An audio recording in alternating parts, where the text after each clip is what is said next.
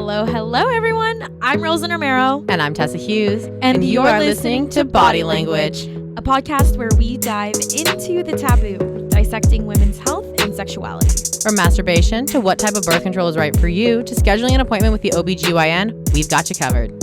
We are two college seniors who are exploring topics we wish we knew when we started school all those years ago. We want to give you a safe space to explore these topics with us.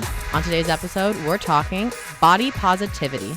Yes, we asked fellow Cal Poly students what makes them feel confident and spoke with Bunny Bispo about body positivity, the health at every size movement, and how she responds to negativity on social media.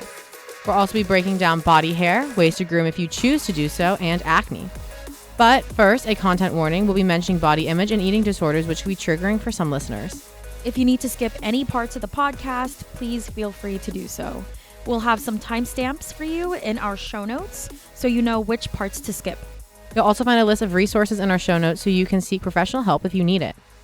Now, before we jump into the meat of our show today, Tessa and I want to take a second to acknowledge what's going on in the country surrounding abortions and abortion rights. Rose and I want to make it clear that we are both pro-choice and wholeheartedly believe that a woman should have total autonomy and say over their bodies and decisions surrounding their own personal health care.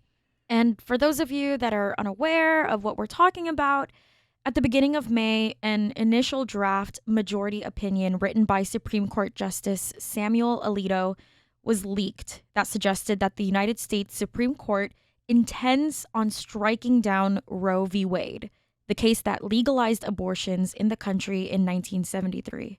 And according to NPR, following the document's release, Chief Justice John Roberts confirmed the authenticity of the documents. However, he also said that it does not reflect the court's final decision. Striking down Roe v. Wade would effectively end federal protection of abortion rights. It would also allow states to start imposing laws to ban or restrict the procedure.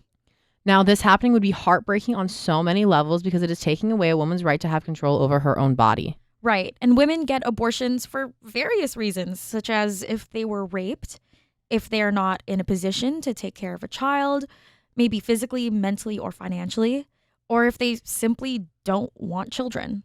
No woman should be punished for not wanting to be able to care for a child. Being a mother or bringing a child into this world is a very personal decision and is not one that is made flippantly. Most women who get abortions do so after a lot of thought and because they understand the magnitude of what it means and the responsibility it is to bring a child into this world. One great resource that I use personally to better understand what goes into a woman's choice in having abortion, the facts and process behind the procedure, and how it varies from state to state was actually in another podcast I listened to, Girls Gotta Eat, on their August 10th, 2020 episode where they sat down with an abortion doctor.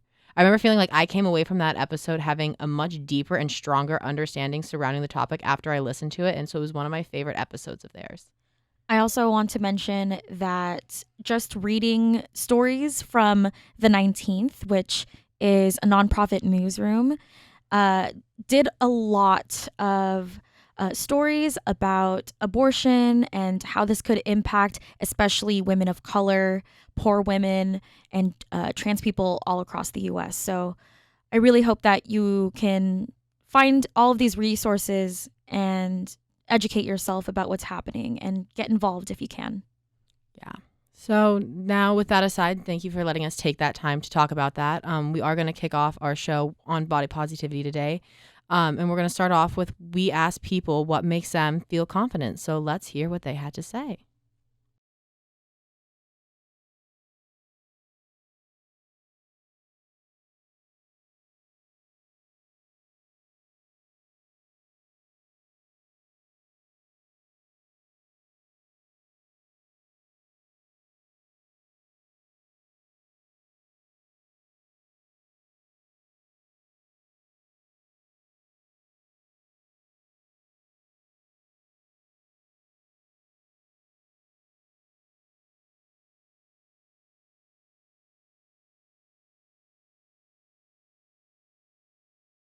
When I need a boost in confidence, I usually seek male validation. Am I right, ladies?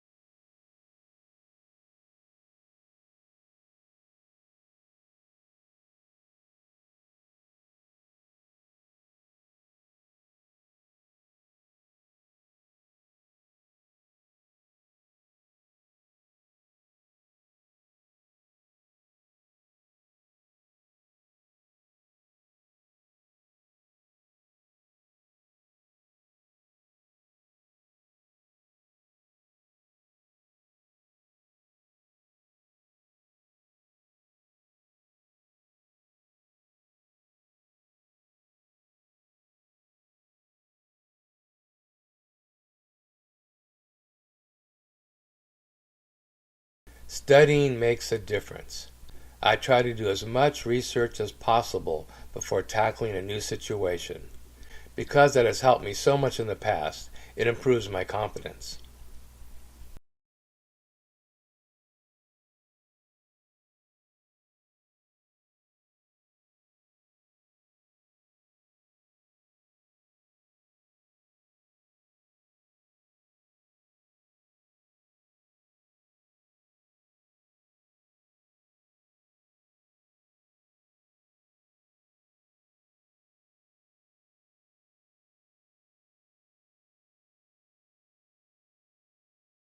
So we are so excited to have Bunny Bispo here on the show today. Bunny is a social media influencer. She has over 1 million followers on TikTok and almost 115,000 on Instagram. She built her following through advocating for body positivity, which is why we have brought her into the studio today. Thank you so much for joining us. Of course. I'm very excited to be here. How are you doing today? I'm doing very good. How are you doing? I'm doing really good. Good. Super excited to have you here. So we're just going to jump right in. How did you get into your body positivity advocacy through social media and social media influencing? So personally, I have always, not now, but in the past, I definitely struggled with my own body image, as did so many other girls growing up. And I actually struggled with an eating disorder when I was later in my teen years. And after I got out of a pretty toxic relationship, I decided to focus on myself, focus on self-love, and I had posted a TikTok where I was kind of comparing what it looked like when I was posed and then what it looked like when I wasn't posed, and it kind of just took off, and I figured out that this is content that a lot of other people need, and it's the content that I wish I saw growing up, because growing up in the early 2000s, you didn't see any body positivity at all. And I noticed that this was a niche that I could fall into, and I started creating more content like that, and that's kind of just where it led me to today, and I really enjoy it. I love it. I think it's helped me on my own self-love journey as well too. So you said you battled an eating disorder. How does that, is it difficult to put yourself out there on the internet in such a public way after dealing with something so personal and talking about something so personal? I think it's definitely very difficult, but I think at this point to where I did put myself on the internet and I was putting myself into the public eye, that I had healed enough to not let people's comments or anything like that get to me. I think if I were to have done this too early on into my recovery, I think that probably would have been a lot harder for me to deal with, because obviously there's people on the internet who are super cruel, and I think now it's just at the point where I've realized that when people comment negatively on the way your body looks or just your physical appearance in general, a lot of the times it's projection. And so that's kind of how I take it now. But dealing with an eating disorder and going through recovery and helping other people do the same, it's definitely something that I love doing. I think sometimes it can be a little bit triggering, but that's where you just have to have personal boundaries with the audience and with your supporters. So what are those kind of boundaries that you put, not between, but that you set for yourself to keep yourself healthy? Just creating a balance of work life and your personal life, because when you make content creation your job, I've seen a lot of other content creators talk about this, kind of the parasocial relationship that you have with your supporters. Obviously, you love them, you want to help them, you're so grateful for them, but at the same time, when you're working and you're on your phone 24/7 and you are putting so much energy into your job and helping other individuals, sometimes you forget to do that for yourself. And so I just try to, make time for work hours, I guess, so to speak, and then take time away from my phone to where I just have my own personal time. That's awesome. Yeah. And then so you mentioned you have people that are still critical. How do you combat that, or how does it you let that not deter you too much?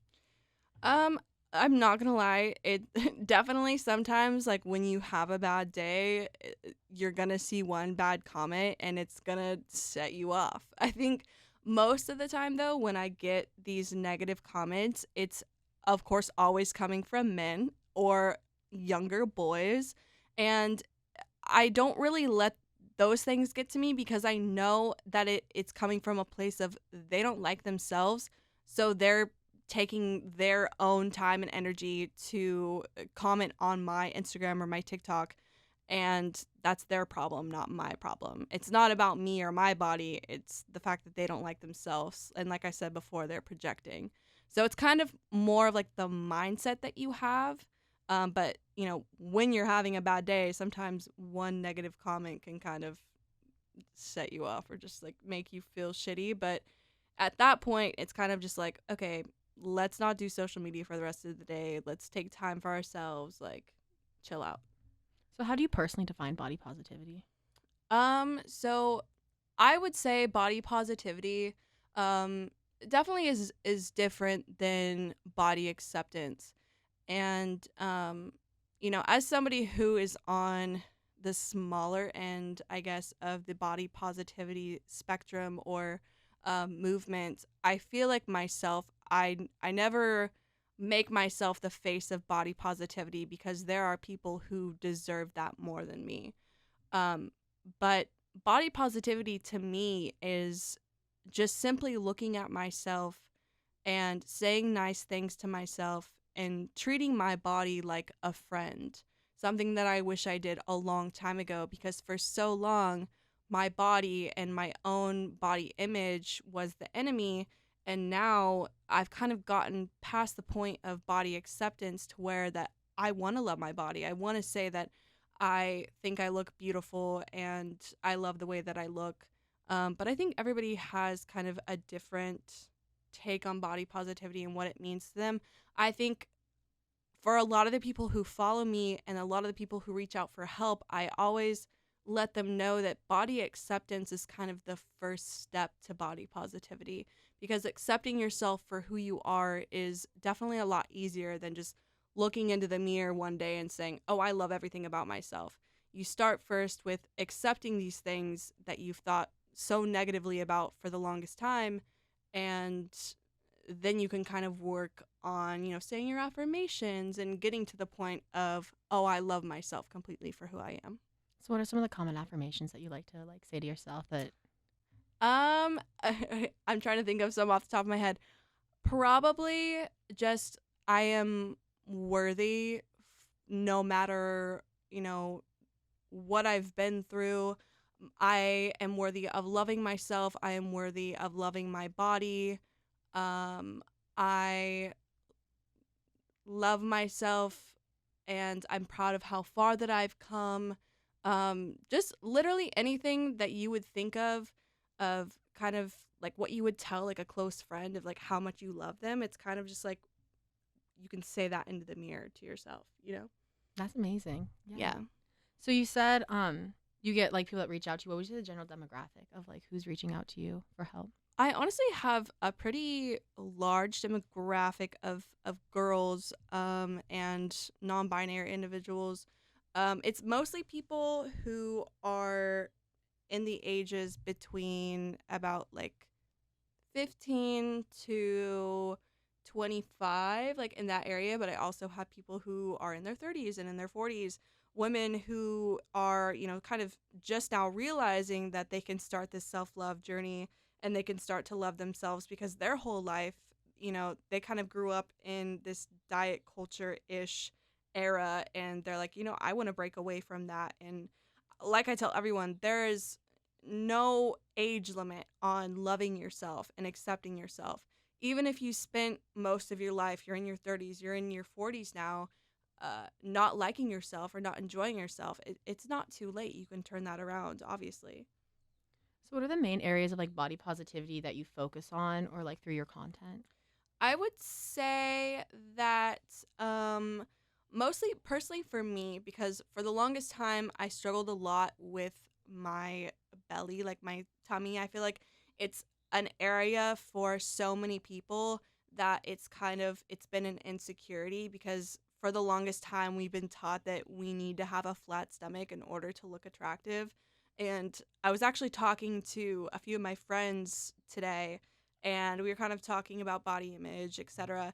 And even when I was at my thinnest and I was very close to having a flat stomach, I still had a little bit of a pooch, and it made me feel so insecure because in my mind, I thought that I needed to look like the girls, in the Victoria's Secret ads who didn't have that. And it made me feel really bad about myself. So my entire life, I grew up hating my stomach. So that was kind of the first focus where I started like I need to accept this about myself. And as I've done that, I've gained weight, and I have more of a belly than I even did last year, and I don't even care or even realize it anymore because I've accepted that part of myself. So I think a lot of people also have that insecurity. So that's kind of where I focused on before. But, belly, cellulite, stretch marks, body hair, acne, all of that. That was, I know, with the stomach, because I'm like built similar. And I think I read this thing too where it's literally women, it's our uterus pushing out. And so there's Yeah. some women that just will never, No. it'll never go away. And I thought that there was something wrong with me because I couldn't lose that, or like I felt like I wasn't worthy enough because I didn't have the flattest stomach, and there's nothing wrong with me. It's just society making us feel that we're always imperfect no matter what. And you kind of touch on like body hair too. And so what do you, how do you broach like body hair and like personal grooming, if you don't mind me asking? So I personally, I like don't care about body hair at all. I think it's kind of just, and when I do start to care, I just kind of tell myself like the only reason that you care is because people have forced you to believe that it's gross. Like it's not gross. Like your body literally grows hair in these specific areas for a reason. And I shave my legs, whenever I feel like I want to. It's not like I have this like regimen. And I felt like I needed to have that for a really long time. I remember in high school, like anytime I would go to school with my legs not completely shaved, or like even like a little bit of outgrowth, like somebody would always say something. And so it would make me feel insecure. I always felt like I had to have my armpits shaved. And now it's just at the point where I challenge myself to not care. So I will purposely like go a while without shaving under my arms and go to the gym in a sports bra and do arm day, because if anybody feels uncomfortable by my armpit hair, like I said before, that is a them problem, not me.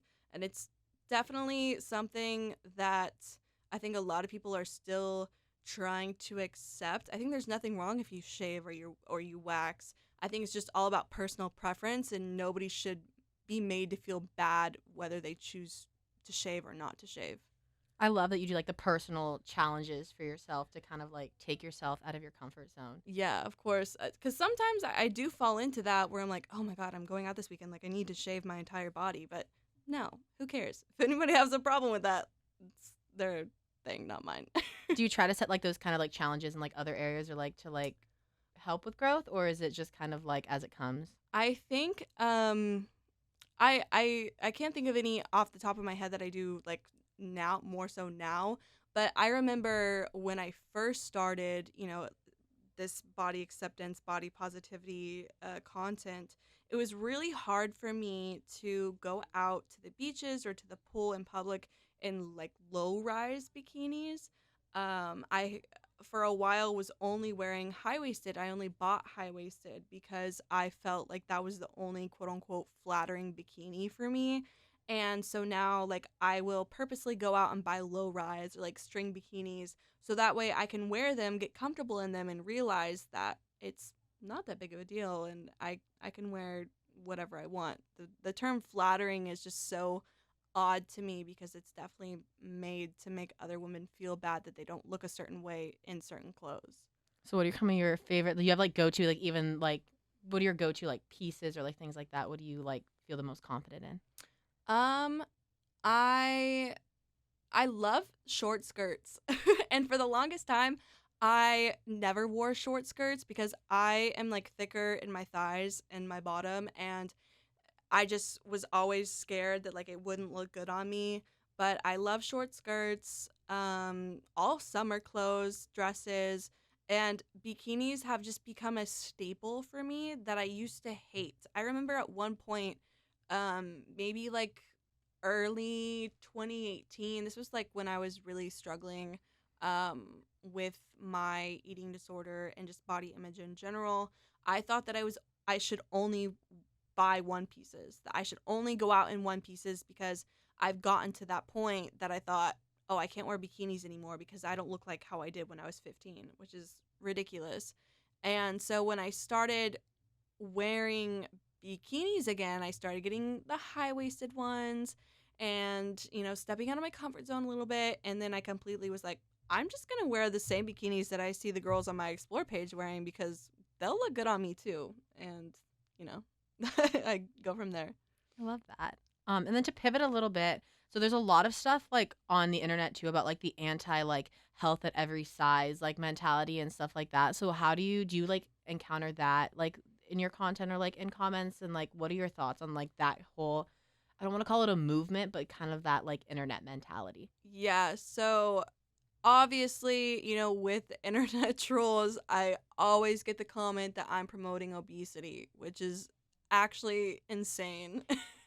But I think a lot of people, what they don't realize is that because it's not really taught in schools or just in general, because we were grown up thinking that if you are super skinny, you're automatically super healthy, which is ridiculous.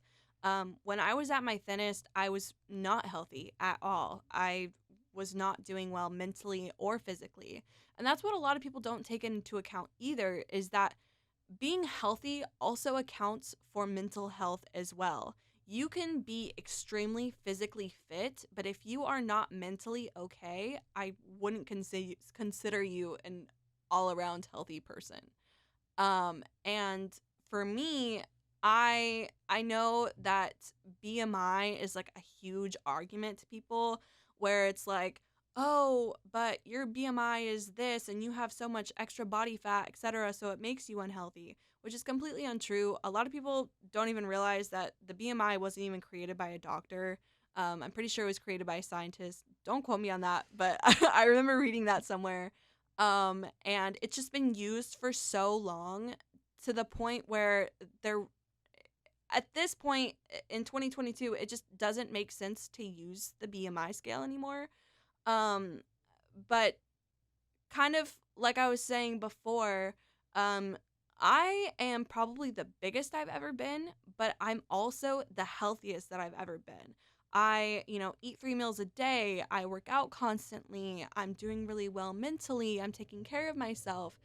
But of course, people see a woman who has cellulite or has extra fat on their body and automatically deem that as unhealthy, which is ridiculous, because you cannot tell if somebody is healthy or not just by looking at them. And one, you're probably not even a doctor, so why are you commenting? So how do you deal with those days when you're not necessarily like feeling the most confident? Um, Honestly, I think that I just try to be very easy on myself.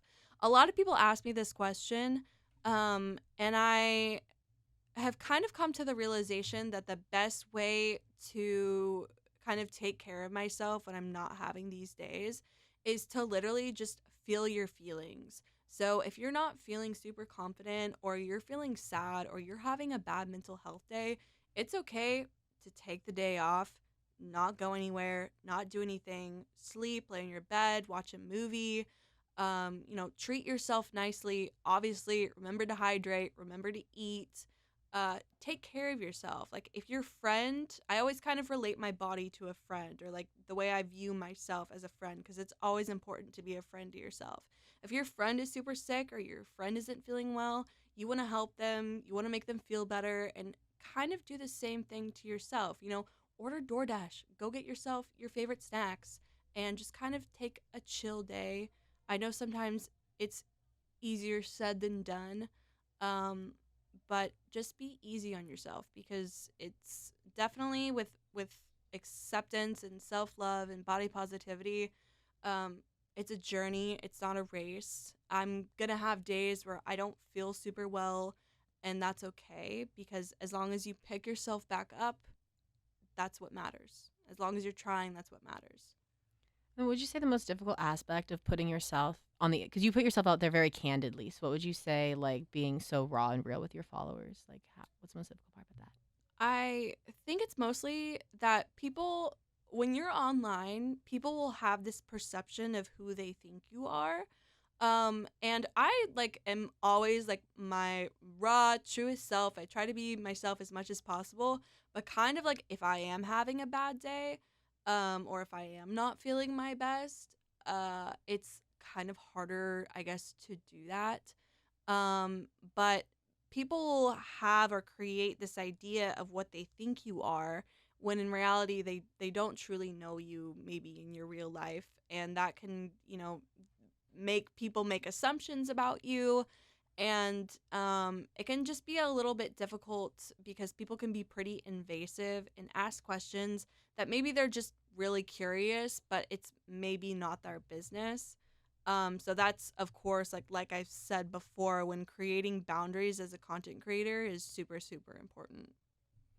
So what is on the like the horizon for you personally and also as like a content creator and social media influencer?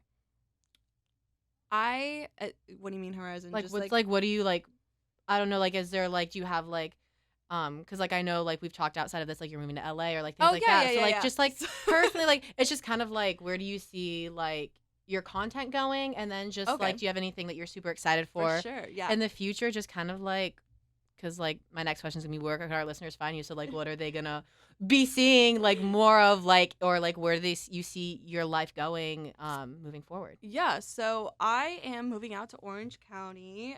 This is gonna be the first time I'm gonna be off on my own, which is definitely really scary. I'm moving probably in June or July, and I am transferring. I am a communication student. I feel like a lot of people don't know that about me, but I am in school. I'm just in the process of transferring. I am planning on either going to CSU Los Angeles or CSU Long Beach. And I think once I move and I am in a completely different environment rather than my hometown, I feel like I'm going to be a lot more motivated because I have been in this, like I've said, like with self acceptance and just like mental health in general, like you're going to have ebbs and flows, or like you're gonna have dips. And I've been in this kind of like creative like dip where I don't really know where to take my content. But I feel like it's just always important for me to be true to myself, and if that means me changing my content to maybe more lifestyle, etc., obviously I will still always do body positive content. But I think as I get older and as I kind of continue on with social media, I think there's other things that I want to step into. Definitely just helping more individuals realize like they don't have to care what other people think. And the reason that oftentimes that we don't like ourselves, it's a society problem, and breaking away from that is super important. I definitely want to start looking into creating my own podcast at some point. And I am still doing my YouTube channel. So I think I just kind of want to stick to that for now, just TikTok, social media, Instagram, and kind of go from there, and obviously just stay true to myself. So I feel like we covered a lot, but is there anything else that you would just like want to say to listeners out there, or A little message, I guess. I just want people to know that obviously in this day and age, sometimes it's really hard to not compare yourself. I know personally growing up, um, I didn't see a whole lot of content that made me feel good about myself.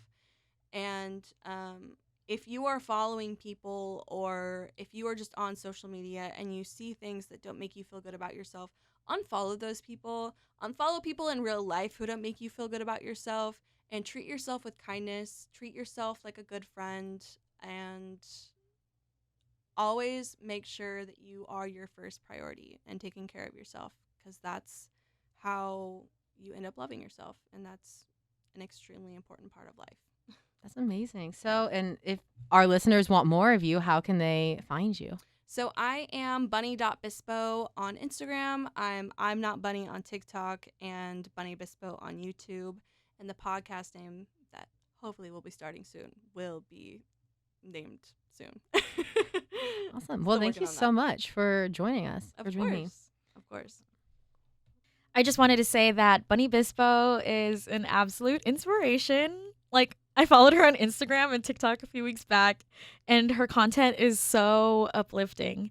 I wish I saw more influencers like her when I was in middle school or high school. I completely agree. I remember loving her content back when my roommate first showed me her page years ago. And I feel very lucky that I've been able to interview her multiple times for various projects that I've worked on. And I love everything that she talks about and simply just like that she advocates for. I think she's like, just like you said, simply inspiring. All right. So now that we've gone over that, let's talk about body hair and grooming. So, Rose, how do you feel about body hair? Not gonna lie, I get a little insecure about it sometimes. So personally, I shave my legs, I shave my armpits, and yeah, I also shave my vulva. I also shave just anywhere where I might just feel more insecure about hair being there. For example, if I'm gonna be going out in the sun, I shave my arms. But I just want to emphasize it's just my personal preference. I really don't care and I don't mind if any of my sexual partners shave or not. What about you? I'm 100% the same way. Like, personally, I shave it all, pits, legs, vulva, and I even have one of those small razors that I use on my eyebrows, on my peach fuzz, on my cheeks, and even on my feet sometimes. Body hair is something that I personally grew up feeling super insecure about, which is why I shave. But it's also just kind of funny because I'm so proud in all of my friends that like don't shave or necessarily feel the need to, and I like wish that I was the same way and I didn't have this like internalized like insecurity or like phobia of like having body hair. And I think part of it's just because like my hair is so much thicker and like darker when it grows in, and I have very pale skin, so I can like notice against it. But yeah. Right. And so many other people, not just women, experience this insecurity as well.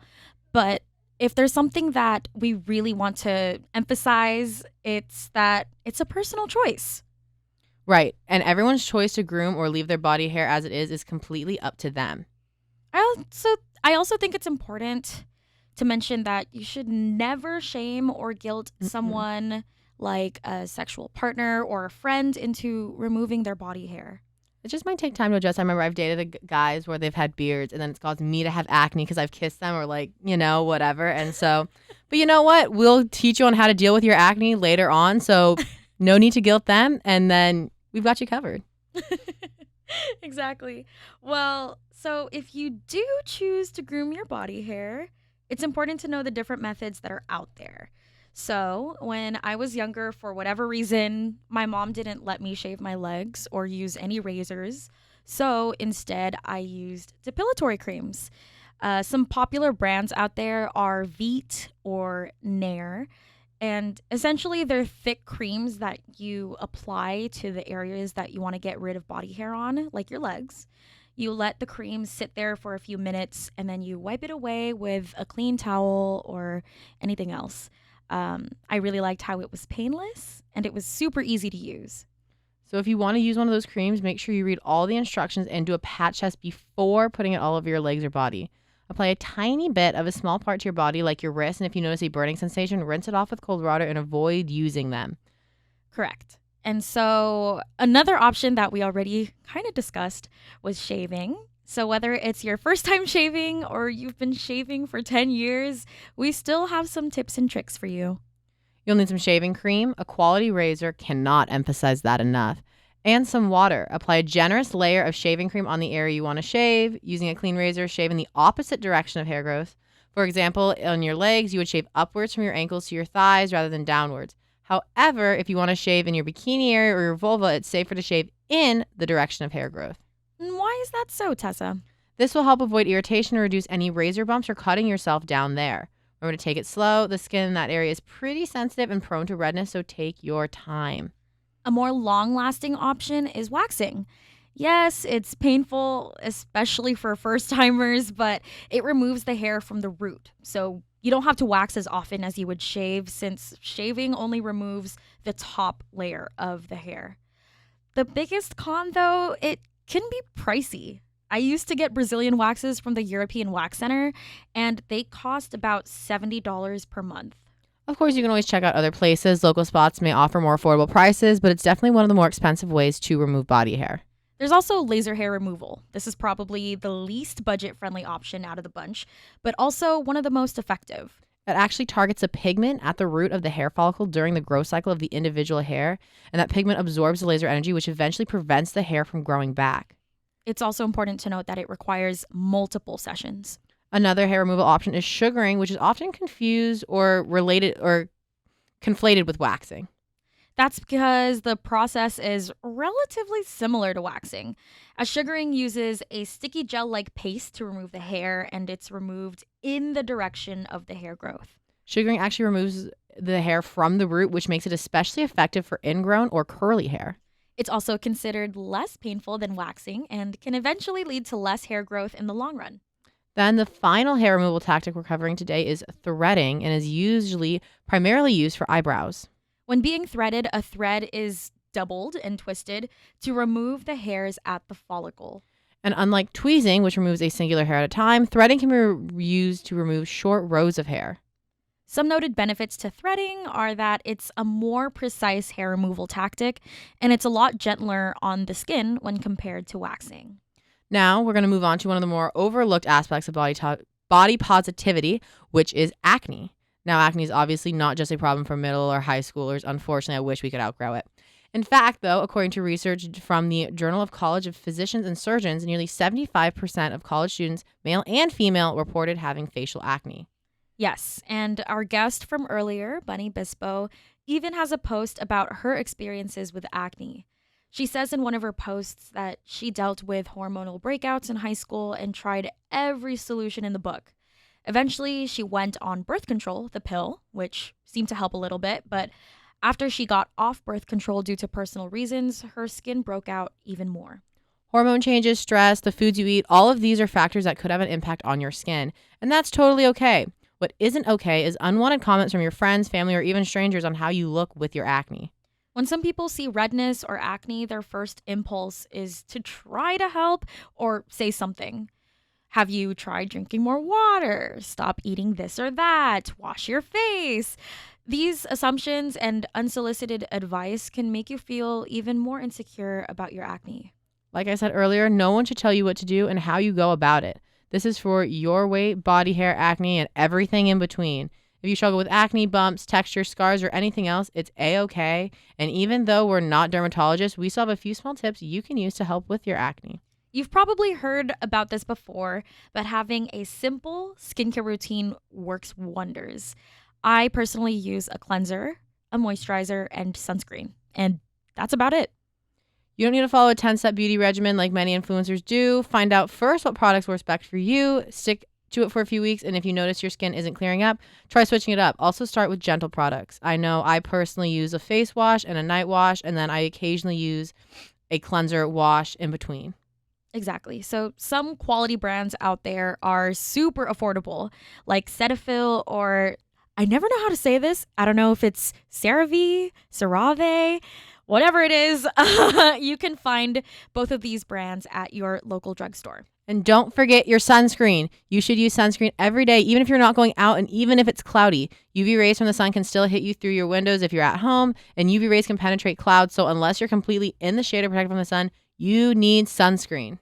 Do you have a favorite method of hair removal or skincare routine that we talked about today? Or is there one that we forgot? Let us know at our newly created Instagram page at Body Language Podcast. And check back in with us soon because we'll be answering all of your burning questions about birth control in our next episode.